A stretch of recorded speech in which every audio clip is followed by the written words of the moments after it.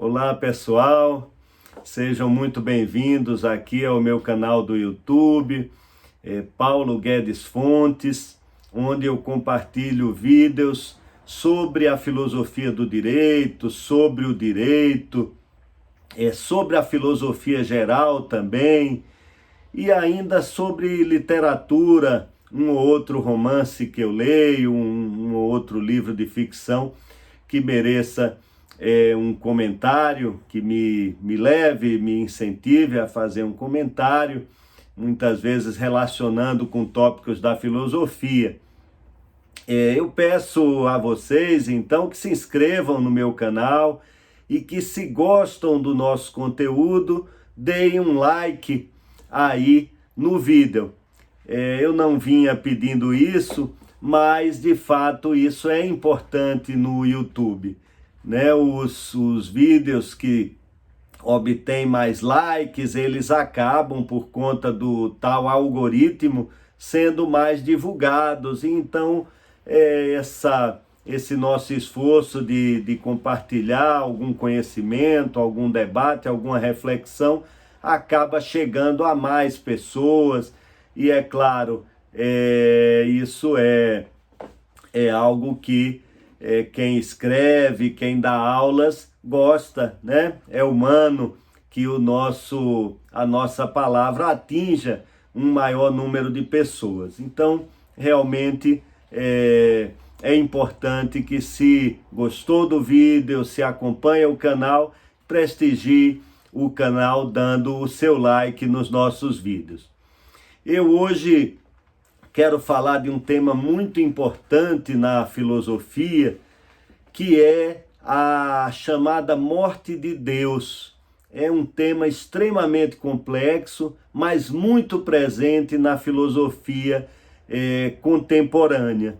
Na filosofia, basicamente desde o século XIX, com Nietzsche, que é quem formula esse conceito, mas com outros escritores como Dostoiévski também. E eu vou falar nesse vídeo, sobretudo, de Nietzsche e de Dostoiévski, nessa questão da morte de Deus. Então, é um tema, como eu disse, muito frequente, e como em outros vídeos, eu não pretendo dar uma solução a problemas dessa magnitude, né? E também não foco o vídeo no que eu penso da questão. O meu esforço na minha vida intelectual sempre foi muito de mapear as questões, sempre foi muito metodológico, né? Antes de tomar uma posição, eu sinto a necessidade de mapear o território do problema filosófico. Quem formula, por que formula, em que contexto formula, quem é a favor, quem é contra, qual é a verdadeira questão que está em jogo, né? Então, a partir daí eu me habilito à minha reflexão, muitas vezes mais íntima, sobre aquele problema, mas também não me furto a dar o meu posicionamento, como vou dar em alguma medida nesse vídeo. Então, o interessante é que, de uma forma mais ou menos natural, eu nesse ano, e acho que essas leituras que eu vou mencionar são todas desse ano, eu acabei fazendo um percurso mais ou menos coerente, mais ou menos ligado, né? As leituras foram se ligando, não de uma forma sempre necessária, ou que eu tivesse atrás desse problema apenas, mas de uma forma meio natural, mas muitas delas acabaram desembocando nessa questão da morte de Deus, do niilismo, e me permitiu justamente esse mapeamento. E eu quero aqui compartilhar com vocês, para que vocês possam também se situar nesse debate, quem ainda não fez esse percurso ou que tem menos contato com essa questão. Então, quais foram os livros que me levaram a essa reflexão nesse ano?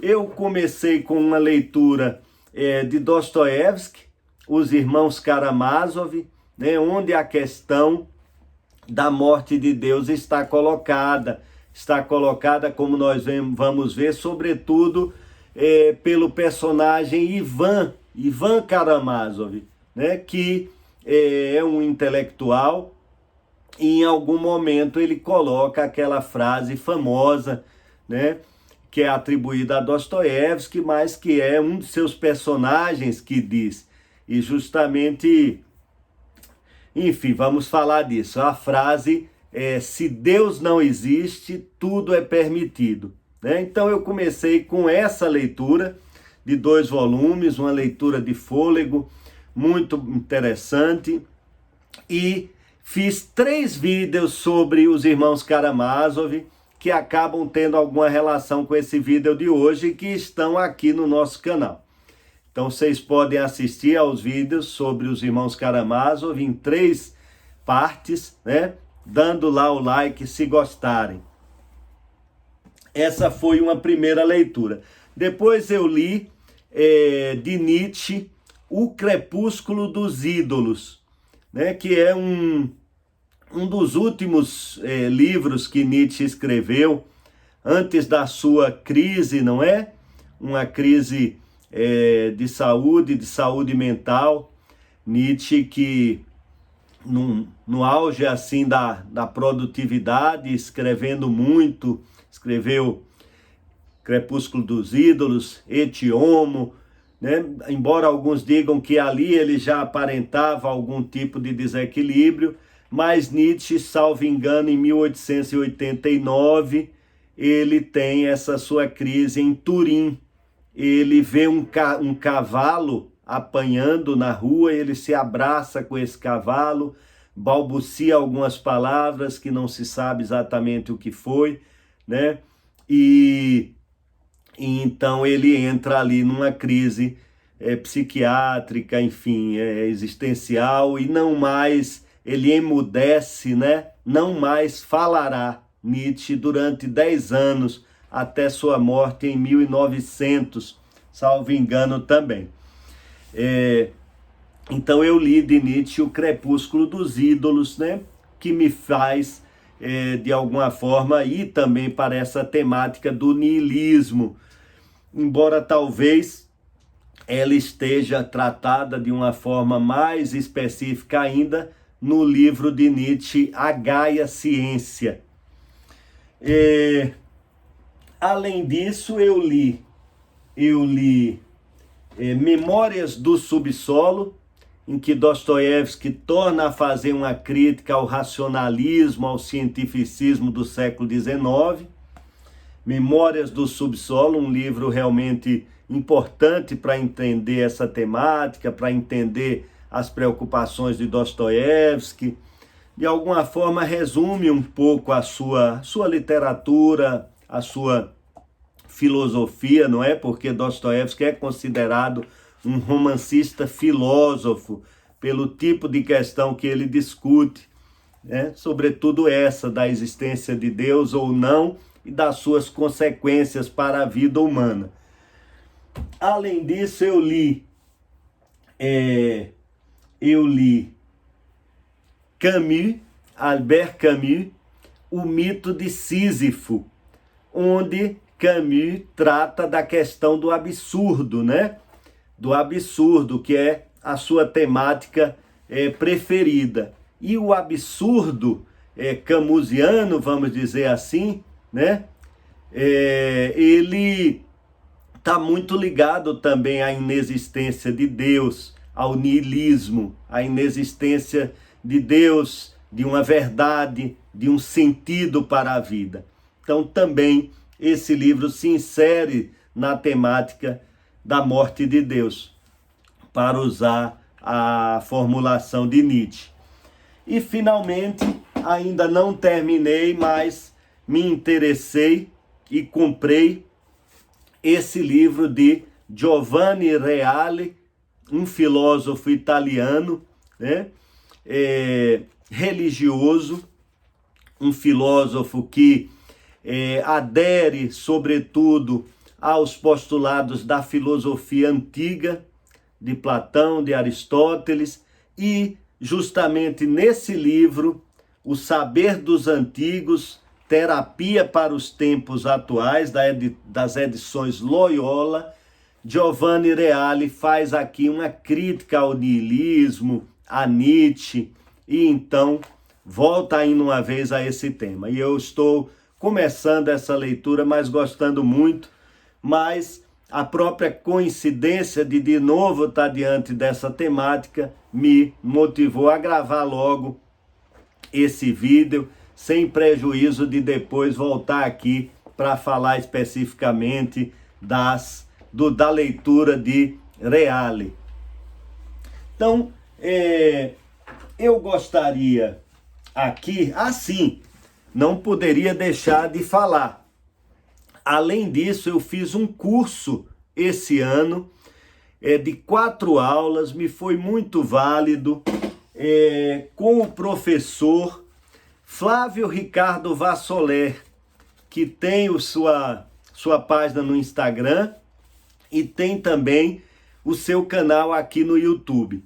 E eu fiz um curso pago com ele, um valor módico, e o curso se chama justamente Da Inexistência de Deus à Vontade de Potência, Dostoiévski, Nietzsche e o Niilismo Moderno. Então, já um pouco avançado nessas leituras, eu vi que Vassoler estava dando esse curso e fiz com muito proveito o curso de Vassoler. Vou falar aqui brevemente das conclusões dele, né? Mas das quais eu discordo parcialmente, também vou dar as minhas razões. Então eu quero começar falando do conceito da morte de Deus em Nietzsche. Vou tentar simplificar ao máximo. Nietzsche não acredita em Deus, realmente ele não acredita, ele é um ateu, como Camus é um ateu, mas a morte de Deus em Nietzsche não tem simplesmente esse caráter do ateísmo individual, de uma afirmação individual sobre a inexistência de Deus. Deus não existe. Não é só isso. Quando Nietzsche fala na morte de Deus, ele fala de alguma maneira que isso é uma realidade do seu momento histórico. Ele que escreve na segunda metade do século XIX. Então, que esse é um contexto, é uma realidade, né, do seu momento, né? Deus morreu, mas em que sentido, né? Então nós podemos dizer que depois da Idade Média, da Idade Moderna em diante, há um progressivo caminho no sentido da secularização, né? A sociedade que era profundamente marcada pela religião na Idade Média, ela passa por um processo de secularização que tem a ver com o quê? Com o Renascimento, né? Em que os artistas vão se voltar para a cultura clássica greco-romana, se afastando da visão teocêntrica, né? Tem a ver com a reforma protestante, que de alguma forma quebra a unidade de crença, a unidade ideológica representada pela Igreja Católica e aponta no sentido da laicidade, da necessidade do Estado se abster das questões religiosas, tendo em vista que a reforma cria, né, uma realidade de pluralismo de crenças, de pluralismo de religião, né? E a secularização tem a ver também com o desenvolvimento da ciência, que a partir do século XVI é exponencial, não é? O desenvolvimento das ciências como ciências experimentais, né? Já com o inglês Francis Bacon, Roger Bacon, desculpem aqui o esquecimento, mas com Galileu, né? Sobretudo no século XVII, com Newton, com Kepler, né, com todos esses físicos, né, que eram de alguma forma filósofos também, porque a filosofia se ocupava da natureza do mundo, da natureza das coisas, era diferente da teologia, né? Tanto é que no Vaticano, onde está aquele quadro famoso, A Escola de Atenas, de Rafael Sanzio, aquele quadro representa a filosofia, a Escola de Atenas. Mas ao lado há um outro painel, um outro afresco que representa a teologia, que era um outro tipo, considerado um outro tipo de questionamento, né? Então, de alguma forma, a filosofia, nesses séculos modernos, ela vai perdendo o seu objeto para as ciências, né? As ciências que vão tomando objetos que eram da filosofia desde a filosofia antiga.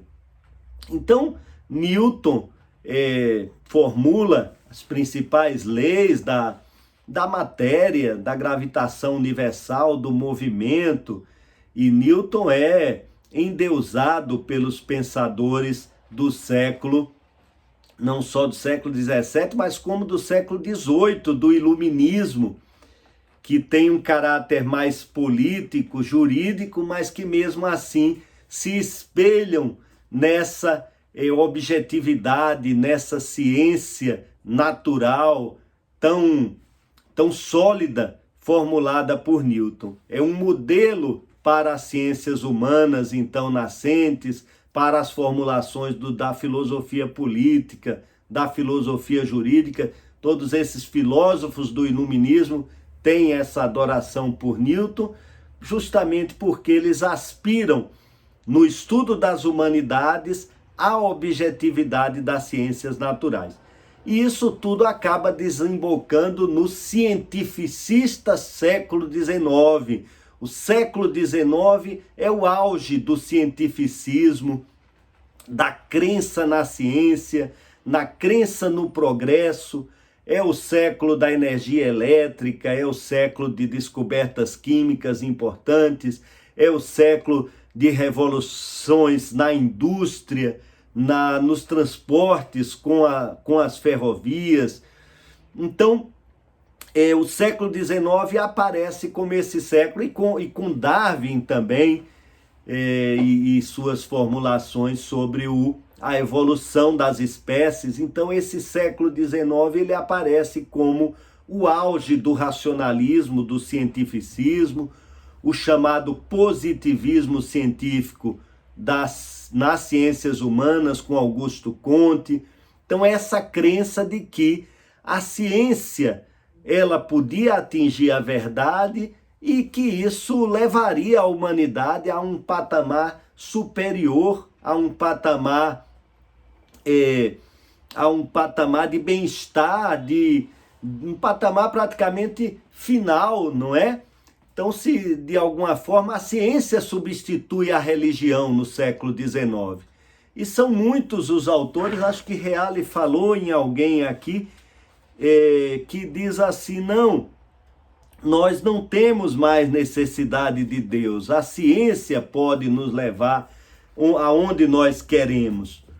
Então, o que Nietzsche, voltando ao nosso tema, o que Nietzsche quer dizer com a morte de Deus é justamente esse caminho todo de secularização. Então, na passagem, na Gaia Ciência, na passagem conhecida como a do insensato, o insensato, que é o homem que sai com uma lanterna procurando Deus, talvez numa relação com a filosofia antiga, em que Diógenes ou Demócrito, acho que Diógenes saiu com uma lanterna procurando um homem, mas o insensato de Nietzsche sai procurando Deus com uma lanterna, né? E ele vai chegar à conclusão que Deus morreu, porque, enfim, as pessoas passaram de alguma forma a desacreditar em Deus ou a substituir esses valores da religião que eram dominantes na Idade Média e no início da Idade Moderna pelos valores da ciência, da experimentação, né? Por valores unicamente humanos, aspirações unicamente humanas. Então, mesmo que as pessoas continuassem a acreditar em Deus, Nietzsche vê esse movimento como um movimento social, né? As pessoas podem, por exemplo, hoje em dia continuar a acreditar em Deus, mas talvez a sua conduta no mundo, talvez o seu comportamento, não estou dizendo que vai ser um comportamento ruim, mas é um comportamento que, na verdade, não leva em conta essa transcendência, ou, segundo Nietzsche, né, não leva em conta essa transcendência, essa existência de Deus, ou essa influência de Deus na vida humana. Né? Com certeza, ainda que as pessoas acreditem em Deus hoje em dia, elas têm uma visão do bem-estar pessoal, do cuidado consigo, né? Às vezes do próprio altruísmo, mas um altruísmo que muitas vezes não é permeado pela religião. Então, é essa mudança que Nietzsche localiza, né, no século XIX, é essa a morte de Deus.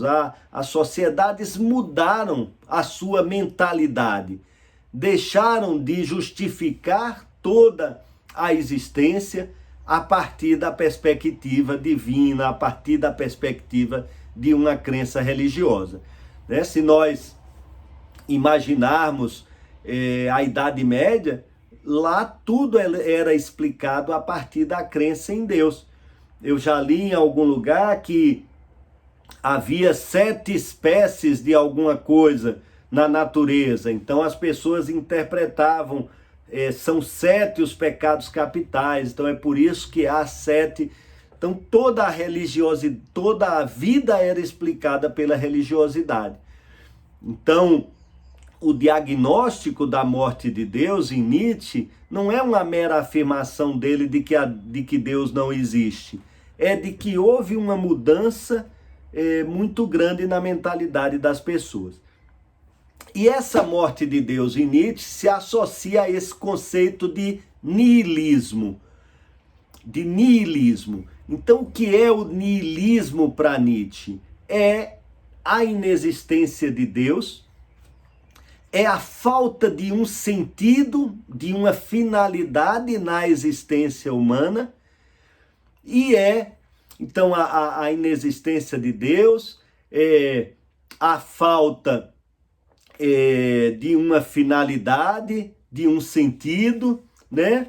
E ainda a ausência de uma verdade, de uma coisa em si, né? Como ainda acreditava Kant. Kant já separa a coisa em si. Não vou me ocupar da coisa em si porque eu não posso conhecê-la. Mas ele ainda falava de uma coisa em si. Nietzsche vai dizer, não há uma coisa em si, não há a verdade. Então isso forma o niilismo. E para Nietzsche, esse termo niilismo, apesar de ser o diagnóstico de sua época, ele não toma para si esse termo niilismo. Ele nega ser um niilista e ele acusa os seus adversários, inclusive os religiosos, de serem niilistas. Porque ele vai dizer, o niilismo é essa ausência de sentido, né? A ausência de Deus, a ausência de verdade. Então, ele chega a dizer que os religiosos eram niilistas, que os metafísicos eram niilistas, porque estavam tentando artificialmente criar esse sentido. Então ele acaba, o diagnóstico pode ser chamado de niilismo mesmo por ele, mas ele rejeita esse niilismo. Mas rejeita como? Não rejeita como Dostoiévski vai rejeitar numa perspectiva de crença em Deus, Dostoiévski. Nietzsche rejeita o niilismo dizendo, olha, não há sentido, não há valores metafísicos, transcendentes, né? Mas o homem pode dar um sentido à sua existência sem Deus. Isso vai levar alguns séculos, né? Vai haver uma transvaloração dos valores. Vão se passar alguns séculos até que as consequências positivas disso advenham. Que o homem possa se bastar, ser feliz, né? Se autoafirmar sem que Deus exista. Mas vai haver um longo período para que isso aconteça, porque havia sido muito longo o período de crença em Deus. Então, como Reale lembra aqui na passagem do insensato, né?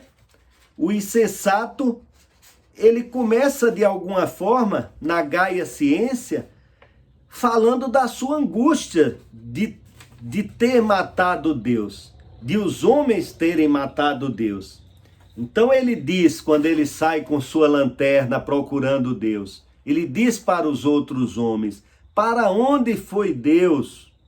Nós o matamos, vocês e eu. Nós todos somos seus assassinos.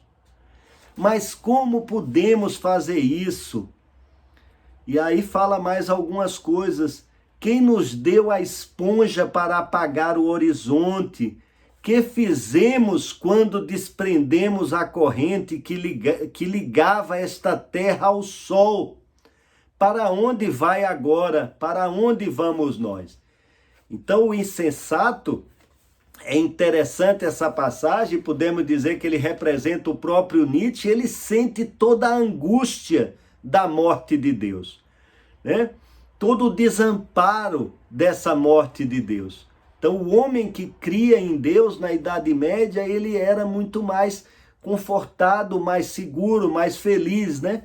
Então o insensato, ele tem essa angústia, né?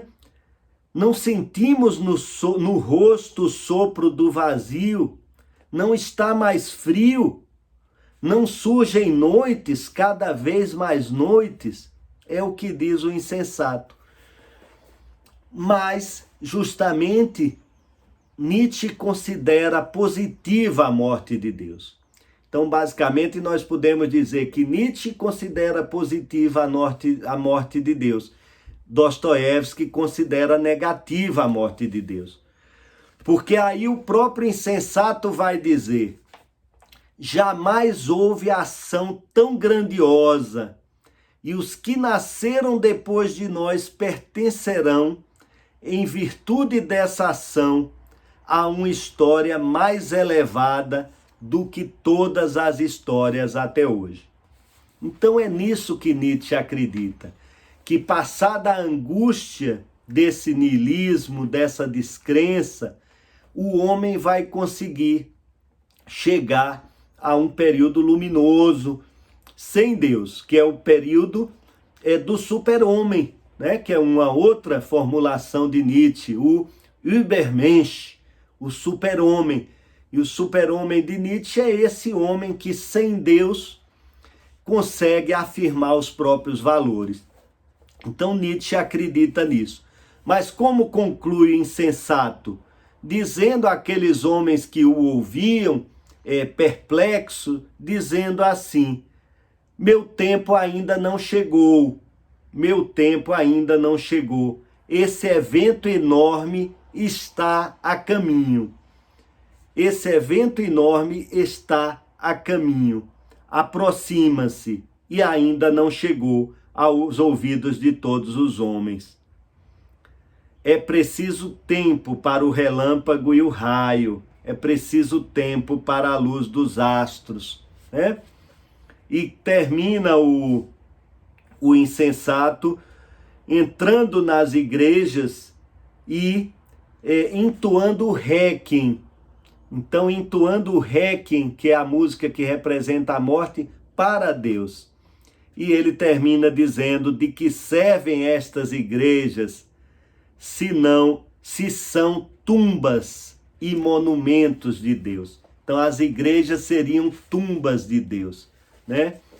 E de alguma forma, o Brasil ainda é muito religioso, mas na França, por exemplo, que é um país em que há um número de ateus muito maior e a religião é mais restrita hoje em dia, você entra numa igreja francesa, muitas vezes ela está completamente vazia, né? Não dá para, depois de ter lido isso de Nietzsche, né, não pensar nisso, nessas últimas frases do insensato. Então, esse é o diagnóstico de Nietzsche, a morte de Deus, ao qual ele dá um sentido positivo, né? E Dostoiévski vai antes de Nietzsche. Então a gente começou por Nietzsche, mas como destacou o professor Vassolé no seu curso, Dostoiévski vem antes de Nietzsche, né? Então Nietzsche leu Dostoiévski, mas Dostoiévski não teria lido Nietzsche. Embora Dostoiévski morre em 1881 e Nietzsche já havia publicado algumas suas obras. Então eu não tenho essa informação por outras fontes, mas o professor Vassolé de alguma maneira não mencionou que Dostoiévski tivesse lido as obras iniciais de Nietzsche. E não se vê realmente nas obras de Dostoiévski uma menção a Nietzsche explícita, né? Até porque eram romances. Mas aí é o ponto importante que liga esses dois autores. Dostoiévski faz o diagnóstico histórico, social da morte de Deus, né, no seu século XIX cientificista, faz esse diagnóstico de uma maneira muito intensa, muito dramática, né? Muito forte. Então, os seus personagens dos seus principais romances estão às voltas com a questão da existência de Deus. Então, a própria esposa de Dostoiévski, no seu livro Meu Marido Dostoiévski, Anna Grigorievna, em algum momento ela diz que Dostoiévski fala que essa foi a questão que perpassou a maior parte de suas obras, né? Se Deus existe ou não, se é possível ao homem viver sem a ideia de Deus, sem a crença em Deus, né? E isso se vê em muitas de suas obras. Então Dostoiévski faz esse diagnóstico do cientificismo, né, da negação de Deus no seu século, chama isso de niilismo, e a Rússia chama de niilistas. Tem uma conotação toda especial o termo niilista na Rússia do século XIX. Então, não chega a ser, claro, como um termo que se popularizou, ele não chega a ter todas essas conotações filosóficas mais elaboradas de Nietzsche. Mas o termo niilista representa aqueles jovens que no século XIX rejeitam a religião, na Rússia do século XIX, não acreditam em Deus e muitas vezes passam a militar em grupos extremistas, às vezes terroristas, né, contra o czarismo. E isso é o começo, né, no século XIX, da contestação social na Rússia. Vai haver atentados, um czar morre vítima de um atentado, desses niilistas, desses grupos terroristas. Dostoiévski está extremamente preocupado com esses grupos, apesar de na juventude ele ter sido preso por participar de um grupo terrorista.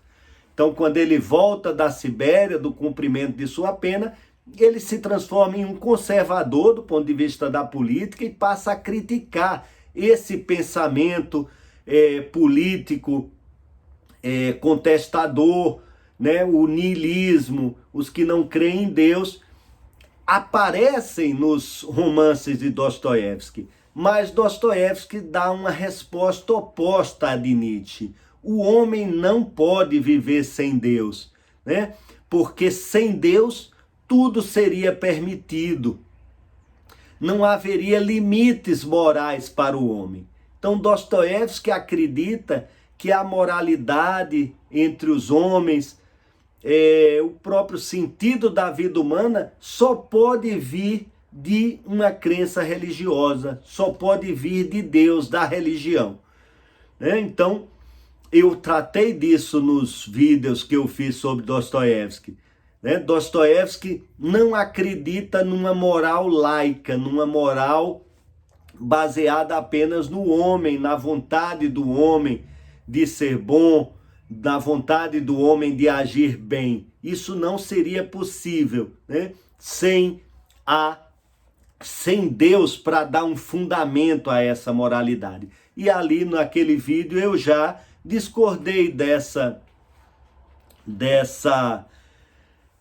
afirmação, né? Dessa posição de Dostoiévski. E vou retomar brevemente isso daqui a pouco.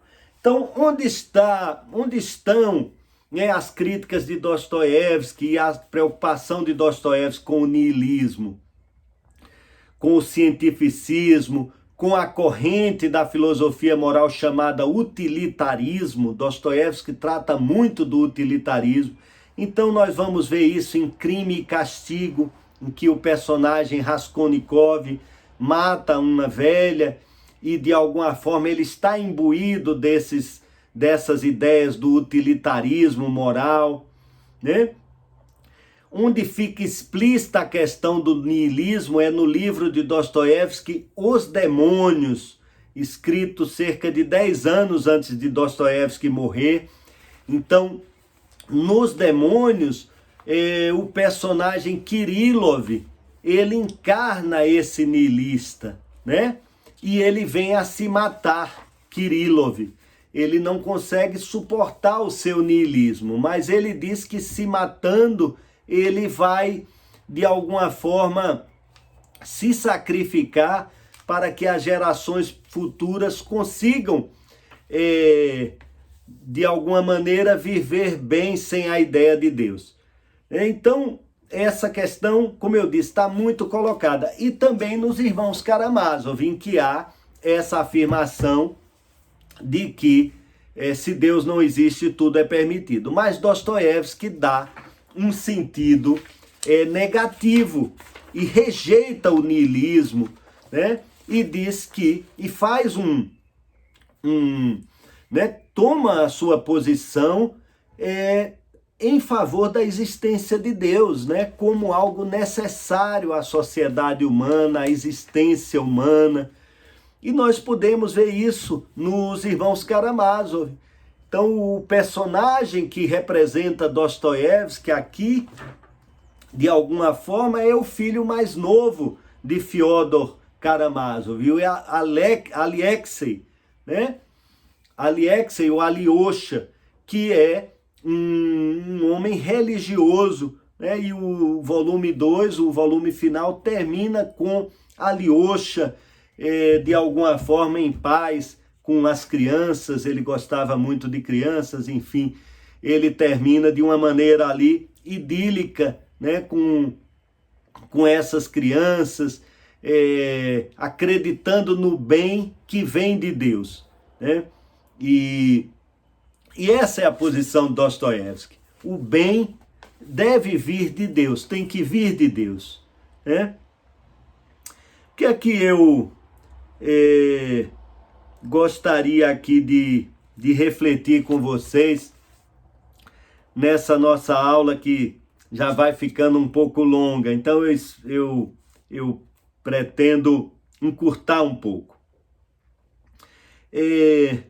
Primeiro, eu penso que do ponto de vista individual, não houve a morte de Deus.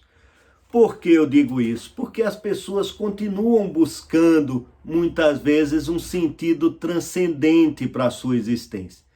Da mesma forma que algumas buscam um sentido não acreditando em Deus, muitas, talvez ainda a maioria, no nosso país, por exemplo, creem em Deus e buscam um sentido à sua vida na religião, nessa crença em algo transcendente. Então, do ponto de vista individual, eu não acredito nisso, na morte de Deus. Do ponto de vista social, eu continuo achando que o diagnóstico de Nietzsche reflete, sim, uma mudança muito grande em relação aos séculos passados, né? É claro que a religião não ocupa mais na sociedade o mesmo lugar. E aí, como estudioso do direito constitucional, eu direi que ela não deve mesmo ocupar o lugar que ela ocupava, né? A própria obra de Dostoiévski, às vezes se nota que ele tinha uma nostalgia, né? Aqui, nesse sentido de que a religião acabasse de novo suplantando o Estado. O próprio Dostoiévski, algumas passagens nos Irmãos Karamazov mostra, né, essa expectativa de que a coisa voltasse a ser como era antes. Mas isso eu penso que é um ponto no qual nós não devemos retroceder. A religião não deve voltar a ser o que era, porque se a religião assume o controle do Estado, não há mais liberdade, não há liberdade para ter outra religião, não há liberdade para pensar de forma diferente. Então eu acho que a religião deve continuar sendo uma questão privada, né? Privada, não que ela não ocupe espaços da vida social, mas não pode ser mais algo do Estado, não pode ser encampada pelo Estado, não pode ser implementada pelo Estado, né? E por fim, eu me refiro ali à posição do professor Vassolé. O curso do professor Vassolé é interessantíssimo, ele tem um conhecimento profundo de Nietzsche, de Dostoiévski, de Camus, e é muito esclarecedor, muito formador. E o professor Vassolé me parece ser um dostoiévskiano. Ele adere à posição de Dostoiévski, de que não pode haver uma moralidade sem Deus. E o faz de forma muito profunda, como um outro colega meu e amigo também tem essa posição de que ou existe Deus ou tudo é permitido, ou a moralidade não tem um fundamento. E aqui eu repito basicamente o que eu disse nos meus vídeos sobre Dostoiévski. Eu acredito numa moral laica. Eu acredito numa moral laica porque esse é um esforço da filosofia moderna, como em Kant, por exemplo, que tenta criar uma moral laica, como outras correntes da filosofia moral, como o intuicionismo, né? Várias outras correntes da filosofia moral que acreditam que nós podemos praticar o bem, nós podemos conhecer o bem, sem ter necessariamente uma perspectiva religiosa. Vassolé coloca isso como uma ilusão, né? Porque não haveria um fundamento sólido para essa moralidade. E aqui eu me permito remeter vocês, se desejarem, ao terceiro vídeo, salvo engano, do comentário que fiz aos Irmãos Karamazov, onde eu discorro com mais vagar sobre isso. Mas eu acredito na possibilidade de uma moral laica, né? A nossa moral, que parece estar vingando desde o século XVIII, a nossa moral dos direitos humanos, né? Dos direitos fundamentais, por mais que ela tenha sido atacada, né, pelo totalitarismo do século XX, mas ela sempre volta à tona como um horizonte racional, como um horizonte positivo para a humanidade. E essa moral dos direitos humanos, ela me parece, uma moral laica também. E também no plano individual, eu ousaria dizer que existem pessoas que são ateias, que não são religiosas e que praticam o bem, que querem o bem da humanidade. Então também no plano individual eu penso que é possível a moralidade sem a crença religiosa. Então eu cito um ateu famoso da modernidade, da contemporaneidade, Richard Dawkins, né? Um americano que é um militante contra a religião. Mas que é engajado justamente nessa perspectiva humanista do bem da humanidade. E a maioria dos filósofos iluministas, que também negavam a ideia de Deus, também estavam comprometidos com o progresso da humanidade, com o humanismo.